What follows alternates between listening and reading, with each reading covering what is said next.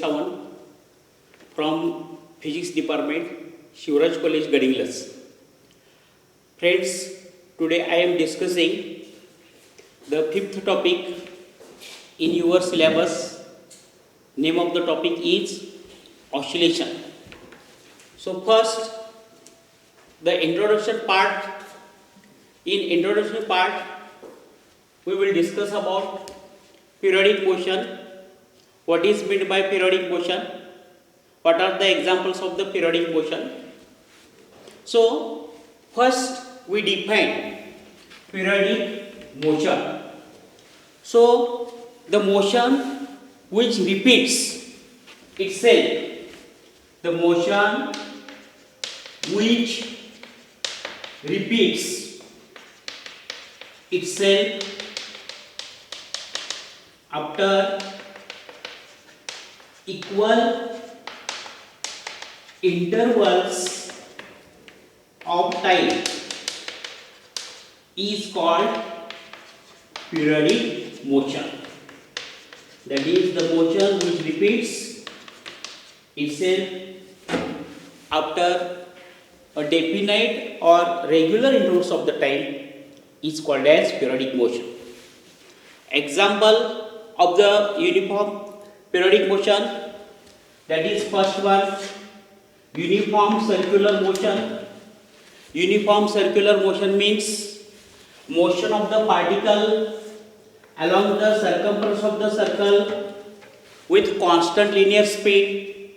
So every uniform circular motion is periodic motion. For example, motion of earth round the sun and motion of moon around the earth. So uniform circular motion is periodic motion. Second, uniform rotational motion of a body about given axis of rotation is also periodic motion. And thirdly, every oscillatory or vibratory motion is periodic motion. So oscillatory motion means up and down or to and fro motion of the body along the same path is called as oscillatory motion. For example, consider this diagram.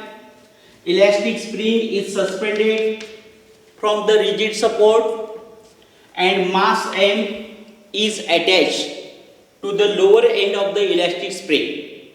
If mass M is pulled down and released, this mass will perform up and down motion about this mean position or equilibrium position. So motion of elastic spring attached with the mass is oscillatory motion. Similarly, motion of the simple pendulum, these are periodic motions.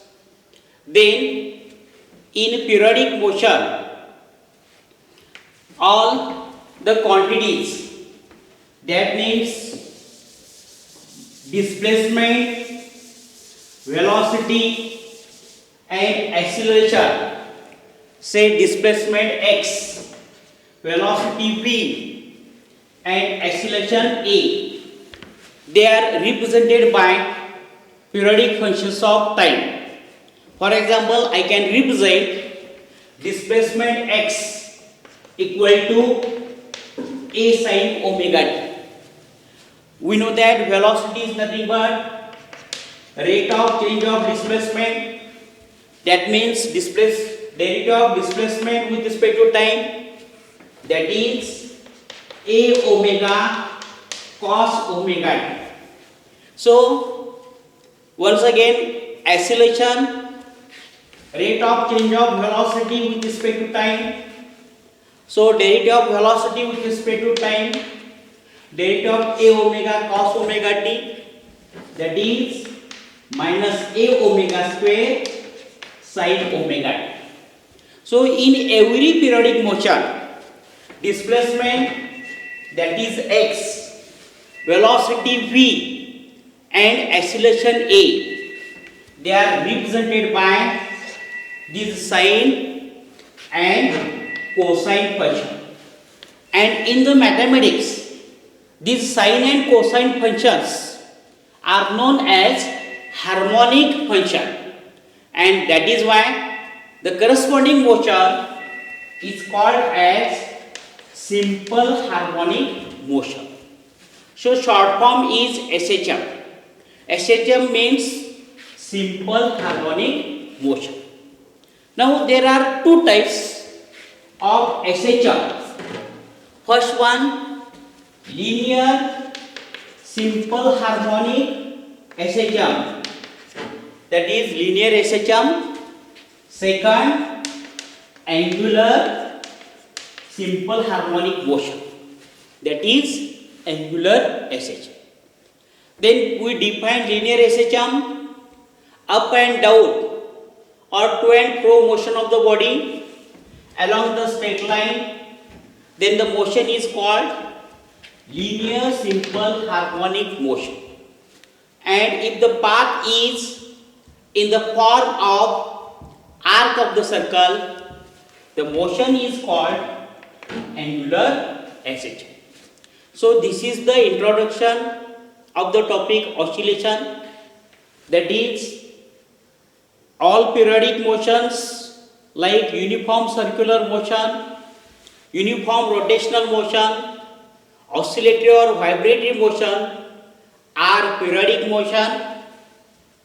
But remember that all periodic motions are not simple harmonic motion. For example, uniform circular motion is a periodic motion, but it is not SHM. Then what is SHM? The motion of the particle along the straight line path, to and fro motion or up and down motion of the particle along the straight line path is called as SHM. If the path is straight line, it is called as linear SHM. If the path is in the form of arc of the circle, it is called as angular SHM. Now we discuss about linear SHM. So already I have defined linear SHM, that is up and down or to and fro motion of the body along the straight line path is linear SHM. Consider this example. This elastic spring suspended from the rigid support and mass M is attached to the lower end of the elastic spring. If the mass M is pulled down and it is released, what happens? This mass will oscillate up and down about this equilibrium position or mean position, and due to elastic property, this spring try to regain original size and shape, and that is why this spring exerts force on this block or on the body having mass M.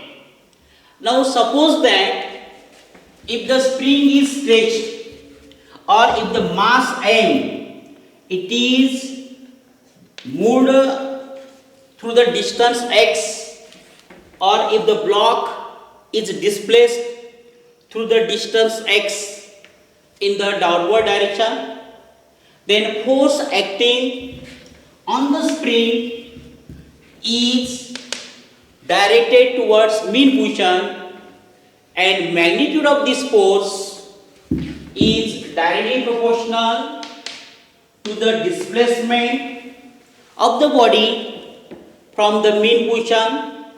This force is called restoring force. So restoring force is F. It is proportional to x. Mathematically I can write F proportional to x. Then remove the proportionality sign and introduce the constant. So we get F equal to minus kx. So F equal to minus kx, where k is force constant, that is force per unit displacement, or it is called as spring constant, and it depends upon the elastic property of the spring.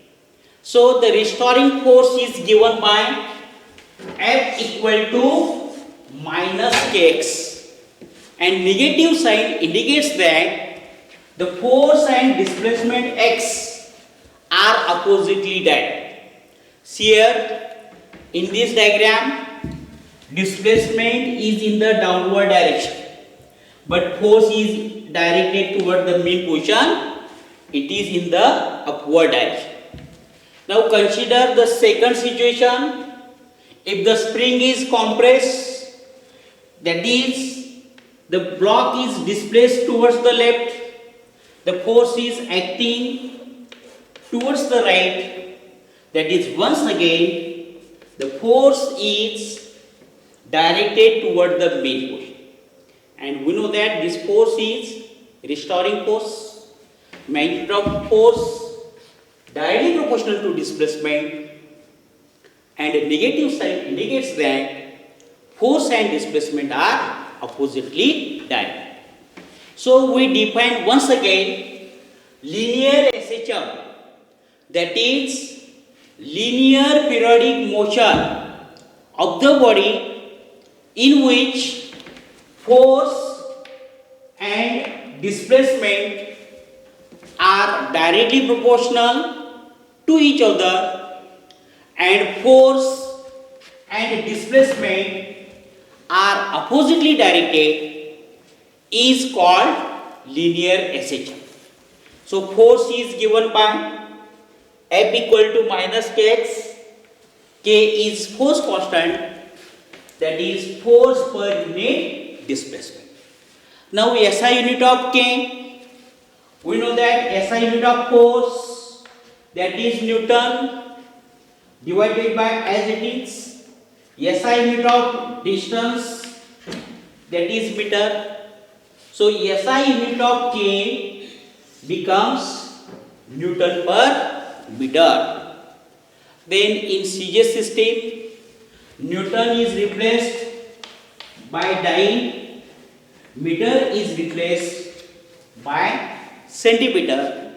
So k, SI unit of force constant, that is Newton per meter, but CS unit of force constant is dyne per centimeter. Now dimensions of the k, dimensions of the force constant k equal to dimension of force divided by dimension of displacement. So dimension of the force equal to mass into acceleration. Mass is measured in kilogram, so I can write for kilogram m power of m as 1. Then mass into acceleration, acceleration is measured in meter per second square. For meter I can write L raised to 1, and for per second square I can write T raised to minus 2. Then dimension of displacement, displacement is measured in meter. For meter I can write L raised to 1. So L raised to 1 get cancelled, and we get dimensions of the force constant k, that is m1 L raised to 0 T raised to minus 1. So this is about linear SHM, that is force is directly proportional to the displacement of the body from the mean position, and negative sign indicates that force and displacement are oppositely directed. So I can write restoring force F equal to minus kx, k is force constant, it depends upon elastic properties of the spring, and unit of K, SI unit of spring constant, Newton per meter, CGS unit, time per centimeter, and dimensions of the K, that is m raised to 1, L raised to 0, T raised to minus 2. Now, again we know that force equal to mass into acceleration. So put this value in this equation. So force equal to mass into acceleration according to Newton's second law of motion. Suppose that F equal to minus kx, this is equation 1, and force equal to ma, this is equation number 2. Put the value of equation 2, put equation 2 into the equation 1, we get ma equal to minus kx, a is acceleration, so a equal to, transfer m to the right hand side, a equal to minus k by m into x. But k upon m, it is constant. I can write this constant as omega square. So acceleration equal to minus omega square x. So this equation indicates that acceleration is directly proportional to the displacement x of the body from this mean position, that is this displacement x, and negative sign indicates that both acceleration and displacements are once again oppositely directed. So in linearization, remember that firstly force is directly proportional to the displacement of the body from the mean position, and also force and displacement are oppositely directed. Similarly, in linearization, acceleration is directly proportional to the displacement, and acceleration and displacement, they are oppositely directed. But the necessary and sufficient condition for linear simple harmonic motion is force directly proportional to displacement, and force and displacement are oppositely directed. So that ends the article linearization and its property. So once again I can revise this point. Linearization, that is linear periodic motion of the body in which force and displacement are directly proportional and both force and displacement are oppositely directed, is called as linearization. Then properties of linearization: first, force and displacement are directly proportional. Second, force and displacement are oppositely directed. Third property, acceleration is directly proportional to the displacement, and both acceleration and displacement are oppositely directed. So these are the properties of linear simple harmonic motion. In the next part, we can derive the differential equation of linearization. So we can derive the differential equation of linearization. So the next point is differential equation of SHM, linearization. So In examination's point of view, the question may be asked like this: derive the differential equation of linear SHM. So we know that in linear SHM, force is directly proportional to displacement and both are oppositely directed. So I can write mathematically force proportional to x, remove the proportionality sign, we get F equal to minus kx, where k is force constant, that is force per unit displacement, and negative sign indicates that force and displacement are oppositely directed. So suppose that this is equation 1, F equal to minus kx. According to Newton's second law of motion, force equal to mass into acceleration. Suppose that this is equation 2. Equate both the equations 1 and 2. So I can write these MA equal to minus kx. Suppose that this is equation 3.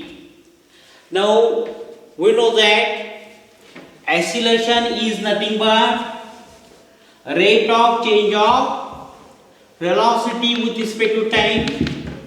That means I can write acceleration equal to dv by dt. d by dt as it is value of velocity. Velocity is nothing but rate of change of displacement, that is dx by dt. Then solve this. Acceleration A equal to d2x by dt square. That means acceleration is second order derivative of displacement x with respect to time, and put the value of the acceleration in the equation 3. We get m as it is, value of A d2x by dt square equal to minus kx, transfer minus kx to the left hand side, we get m due to x by dt square, first term on the left hand side as it is. When minus kx transferred to the left hand side, it becomes plus kx equal to right hand side 0. Divide each term by small m. So m upon m, that is 1.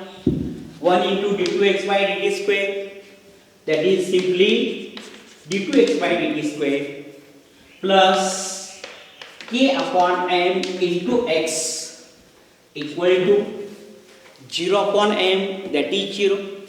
So right hand side is 0, and new equation become d2x by dt square plus k by mx equal to 0, and this equation can be written as d2x by dt square plus omega square x equal to 0. This is differential equation of linear SHM, where constant omega square equal to k by m. So listen here, we are going to derive the differential equation of linear SHM. According to definition of linear SHM, force is directly proportional to displacement of the body from the main position. So mathematically F proportional to x, remove the proportionality sign, introduce the constant k, and a negative sign indicates that force and displacement are oppositely directed. So equation 1 is F equal to minus kx. According to Newton's second law of motion, force equal to mass into acceleration. So F equal to ma. Equation 2. Equating equations 1 and 2, I can write ma equal to minus kx. Suppose that this is equation 3. But we know that acceleration is rate of change of velocity, that is acceleration equal to dv by dt. d by dt as it is, and velocity rate of change of displacement. So value of v, for v we keep the bracket, and inside bracket we can write dx by dt. Solve this. A equal to d into dx, that is d2x, dt into dt, that is dt square. So acceleration equal to d2x by dt square, which is nothing but second order derivative of displacement x with respect to time. Put the value of acceleration in the equation 3, we get ma becomes m into d2x by dt square equal to right hand side as it is minus x, transfer minus kx to the left hand side, right hand side 0, and left hand side become m d2x by dt square plus kx. Then divide all the term by m. So for the first term, m divided by m get cancelled, 1 remaining here, 1 into d2x by dt square, that is only d2x by dt square, plus k by m into x. Divide second term by m, we get k by m into x equal to, in the right hand side 0 upon m is 0. The new equation become d2x by dt square plus k by m x equal to 0, and this can be written as d2x by dt square plus omega square x equal to 0. This is differential equation of linear system where constant omega square equal to k by m. So thanks for watching the lecture.